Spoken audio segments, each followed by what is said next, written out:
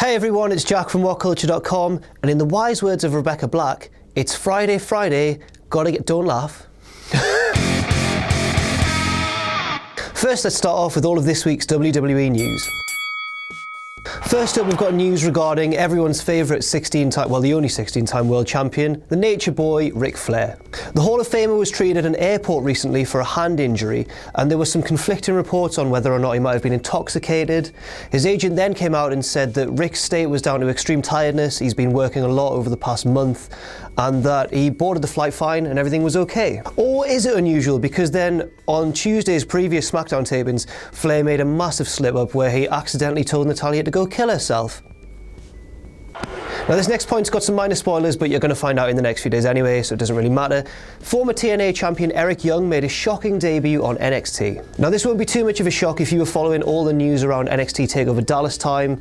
Eric Young's former tag partner in TNA, Bobby Roode, was of course captured on camera, and Young apparently himself was at the show too. And finally, the main event for the next NXT TakeOver special on June 8th has been confirmed. It's going to be a rematch for the NXT Championship between Samoa Joe and Finn Balor, and apparently there will be some sort of stipulation, but nobody knows what it is yet. And now for all of this week's biggest news from elsewhere in the world of wrestling. Rumours have been flying around for a little while, and it could change the whole face of non-WWE wrestling, because Ring of Honor could be set to buy out TNA. Now, there's all kinds of sort of inner details about the owners of Ring of Honor potentially rebranding one of their television channels and all that sort of stuff. I don't really want to get into that too much, it's kind of boring, but really all I'm going to say is, oh God, please do it. Please buy them out. Oh, you're so much better, Ring of Honor. It's a bit harsh to TNA, really. Sorry, Dixie. Now, you might be thinking, and rightly so, why would anyone want to buy TNA? It's bad. But apparently there are two major selling points for Ring of Honor regarding TNA, one being the fact that TNA have an extensive videotape library, and secondly, the fact that they've got many international TV deals as well. Indie wrestling star Ricochet, also known as Prince Puma, was spotted at the recent Lucha Underground tapings. Now this is big news because Ricochet's status with the company was up in the air. There was reported interest from WWE, of all people, and this seems to confirm that he'll actually be staying on in his Prince Puma character with Lucha Underground. Now this is apparently going to make him one of the highest paid non-WWE wrestlers in America, which, yeah, well done mate, good job. And finally, this past week has seen not only a potential Match of the Year candidate, but a potential Worst Match of the Year candidate as well. Guess which one came from TNA? We're really nailing TNA in this video. At the recent Road to Wrestling Dontaku show from New Japan Pro Wrestling, Intercontinental Champion Kenny Omega took on challenger Michael Elgin, and oh, it was a good match. Definitely watch it if you can. Kenny Omega might be the strongest man in the world. He might just be the strongest man in the world. But then on the other side of the scale, TNA put on what might be the worst match of the year, certainly so far. At Knockouts Knockdown 4, can we say that? That sounds dodgy. Knockouts Knockdown 4 saw Shelly Martinez, WWE's Ariel, if you remember her, take on Rebel in just a terrible match with a particularly terrible finish, which saw maybe the worst suicide dive you'll ever see. And now for this week's three biggest takeaways. Oh, I love me some takeaway. First and foremost, are the Wyatts going to show up this Sunday at Payback? Obviously the Wyatts are suffering with injury problems at the minute, but they're all over the advertising for the event. Now, does this mean that WWE will try and shoehorn them in because those adverts were made before the injuries, or are they just going to ignore it completely? Either way, it's going to look a little bit weird, but it'll certainly be intriguing to see what happens.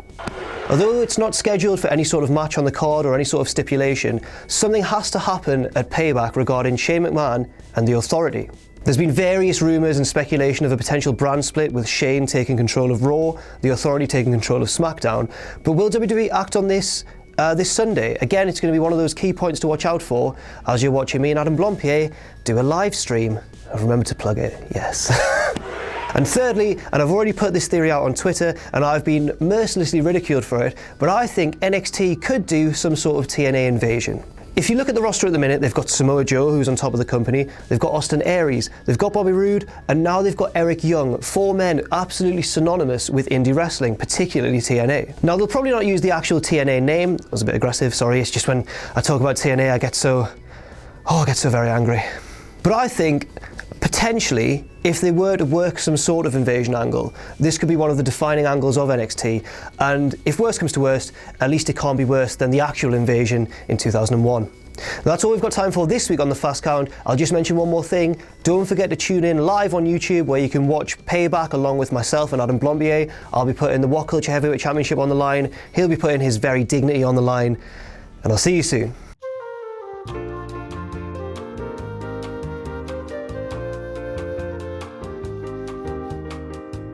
WhatCulture.com are releasing a new magazine about wrestling, and it's called Wrestling. It'll have 140 pages of timeless wrestling content, including a brand new How WWE Should Have Booked written by this virulent son of a bitch. It will also have a list of the 100 best wrestling matches of all time compiled by WhatCulture staff and wrestling insiders. So the magazine is available to pre-order now. Follow the link in the description and enjoy WhatCulture.com's Wrestling.